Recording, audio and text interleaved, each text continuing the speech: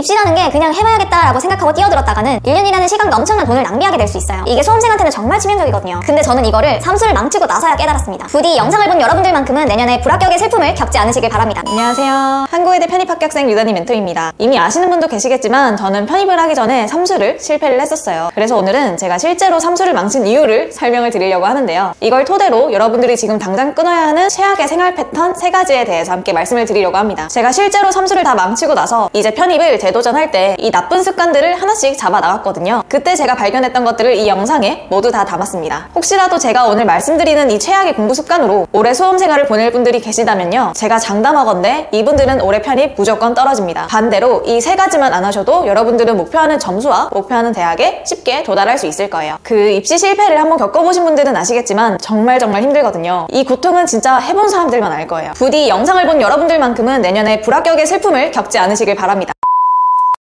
자, 일단 첫 번째로 저는 학원을 다니지 않았어요. 혼자서 도서관을 다니면서 인강으로만 공부를 했었는데요. 이렇게 제 의지만 믿고 공부를 하려니까 문제가 뭐냐면 아무리 늦잠을 자도 오늘 내가 해야 하는 공부량을 다 하지 못해도 또는 핸드폰을 보느라 하루 왼종일 시간을 날려도 저를 꾸짖어줄 사람이 없는 거예요. 그러니까 분명 수험생인데도 불구하고 자기 전에 유튜브 보다가 해가 중천에 있을 때 슬슬 잠에서 깨서 아, 오늘 망했네? 이러고 그냥 하루를 쓰레기통에 버리는 날들이 수두룩하더라고요. 애초에 저는 이렇게 누군가 관리를 해주지 않으면 안 되는 사람이었는데 그걸 모르고 돈 좀 아껴보겠다고 학원을 다니지 않은 거죠. 그러니까 이제 자기관리도 완전 실패하고 엉망진창인 생활 패턴으로 수험생활에 많은 시간을 버린 거죠. 이게 수험생한테는 정말 치명적이거든요. 근데 저는 이거를 삼수를 망치고 나서야 깨달았습니다. 그래서 편입을 준비할 때만큼은 학원을 다녔어요. 이게 사실 학원을 다닌다고 해서 꼭 1대1로 엄청난 관리를 해주진 않아요. 대신 내 경쟁자들이 공부하는 모습을 보면서도 자극을 되게 많이 받게 되고, 그리고 또 학원비가 사실 굉장히 비싸잖아요. 그래서 돈이 아까워서라도 학원에 공부를 하러 나가게 되더라고요. 그러니 절대 집에서 혼자 공부하는 건 금지입니다. 금지. 집에 있으면 또 문제가 방에 침대가 있다 보니까 자꾸 눕게 돼요. 그럼 한 30분만 자야지 하다가 다음날 아침에 눈을 뜨게 되는 경우도 많아요. 근데 이런 분들도 계실 거예요. 만약에 집에서 학원까지 너무 멀어서 가기가 힘들다고 하시면 차라리 근처에 독학센터를 다니시거나 아니면 온라인으로 공부 습관을 잡아주는 프로그램에 도움을 받는 걸 추천드립니다. 그래야 공부를 하기 싫어질 때가 와도 억지로라도 내 스스로를 의자에 앉혀서 공부를 하게 만들 수 있어요. 두 번째는 건강관리 실패입니다. 이게 수험생들은 맨날 앉아있고 스트레스를 엄청 받다 보니까 건강관리를 잘 못하는 경우가 많아요. 그래서 실제로 한 여름쯤 되면 이제 체력적으로도 많이 힘들고 여기저기 막 몸이 아프기 시작하고 심지어 이제 시험도 얼마 안 남았다 보니까 학생들의 스트레스가 극에 달하게 되거든요. 그래서 한 중후반부에 슬럼프를 굉장히 많이들 겪어요. 실제로 저도 그랬고요. 저도 사실은 삼수를 할 때 면역력이 많이 안 좋아져서 감기도 엄청 걸렸고요. 또 문제가 스트레스를 엄청 받다 보니까 우울증도 오더라고요. 이게 신체적인 병도 문제지만 정신적인 병도 수험생활에 진짜 치명적이거든요. 막 어떨 때는 숨이 안 쉬어지기도 하고 책상 앞에 앉아있어도 불안감 때문에 공부 자체가 안 되는 경우도 많더라고요. 그래서 지금 와서 돌아보니 가장 큰 문제점이 뭐였냐면 제가 애초에 생활 패턴을 잡을 때 운동이나 산책하는 시간을 따로 세팅을 해두지 않았더라고요. 이게 저도 책에서 읽었는데 원래 인간은 원시시대부터 사냥도 하고 막 여기저기 돌아다니면서 삶을 살아가도록 진화가 되었잖아요. 근데 이제 실내에서만 갇혀서 온종일 공부만 하다 보면 이게 우리에겐 엄청난 스트레스 요인이 된다고 하더라고요. 그러니까 여러분들은 지금부터라도 하루에 20-30분 정도 밖에 나가서 산책을 하거나 간단하게 운동을 하는 걸 추천드립니다. 이게 수험생활은 1년을 잡고 길게 준비해야 되는 싸움이잖아요. 지금은 이 산책 나가고 운동하는데 시간 쓰는 게 많이 아까워 보여도 나중에 9월쯤부터는 체력적으로 힘들어서 중간에 포기하는 학생들이 정말 많거든요. 근데 미리 운동이나 산책을 해왔던 분들은 이미 남들보다 체력 관리를 해두었기 때문에 건강 때문에 포기하는 일은 거의 없을 겁니다. 이 운동이나 산책은 우리의 뇌의 휴식에도 도움이 돼요. 여러분, 다시 한번 강조하지만 수험생활에 있어서 건강관리도 진짜 실력입니다. 마지막 3번째로는 이게 진짜 제일 중요한데요. 바로 자기 객관화를 못했던 거예요. 왜 EBS 보면 고등학교 때는 운동만 했는데 독학에 마음 먹고 1년 만에 서울대 가고 뭐 이런 분들이 막 나오시잖아요. 이런 분들 보고 와, 나도 저렇게 할 수 있겠다 생각하고 무모하게 입시에 도전을 하는 거죠. 근데 사실 이런 분들은 진짜 상위 0.1%인 분들이거든요. 즉 나머지 99.9%의 대다수는 불가능해요. 입시라는 게 그냥 해봐야겠다라고 생각하고 뛰어들었다가는 1년이라는 시간과 엄청난 돈을 낭비하게 될 수 있어요. 그래서 수험생활을 할 때 가장 중요한 게 뭐냐면요, 일단 자신의 현재 상태를 객관적으로 파악을 해야 돼요. 예를 들어서 현재 내 공부 베이스가 어떤지를 확인을 하고, 만약 공부 베이스가 안 좋으면 이걸 인정을 해야 돼요. 그리고 최대한 공부 시간을 확보하는 방법이라든지 나에게 맞는 편입 공부 방법을 미리 찾아봐야 한다는 거죠. 그리고 만약에 이전에 저처럼 실패를 한 경험이 있으신 분들은요, 과거에 잘못된 습관을 되풀이하면 안 되잖아요. 그러니까 미리 환경 세팅을 해두어야겠죠. 왜냐면 아까도 말씀드렸지만 혼자만의 의지로 공부 습관을 계속 유지하는 거는 정말 어려워요. 그러니까 본인의 의지를 너무 믿지 마시고 독학센터를 다니시거나 아니면 기상스터디에 참여해서 아침에 몇 시까지 책상에 앉도록 공부 습관을 잡으셔야 돼요. 만약에 못 지키면 벌금을 낸다든지 이렇게 환경 세팅을 해야 된다는 거죠. 이건 정말 중요하니까 꼭 명심하셨으면 좋겠어요. 마지막으로 오늘 내용의 영상을 정리하자면 있다면 첫 번째, 집에서 절대 혼자서 공부하지 말기. 두 번째, 미리 운동이나 산책을 통해 건강관리를 하는 겁니다. 그리고 마지막 세 번째는 자기 객관화를 통해서 나의 현재 상태를 파악을 하고 최대한 공부를 할 수 있게 미리 환경 세팅을 해두는 겁니다. 이 세 가지만 지켜도 분명 여러분들은 내년에 목표로 하는 대학에 한 발 더 가까워질 거예요. 혹시나 이 영상을 끝까지 보고도 내가 어떻게 공부 습관을 잡아야 될지, 또 공부의 방향성은 어떻게 잡아야 될지 모르겠다고 하시는 분들은요, 아래 고정 댓글 링크로 문의 남겨주세요. 제가 직접 답변 도와드리겠습니다. 그럼 다음엔 더 좋은 컨텐츠로 만나뵐게요. 안녕.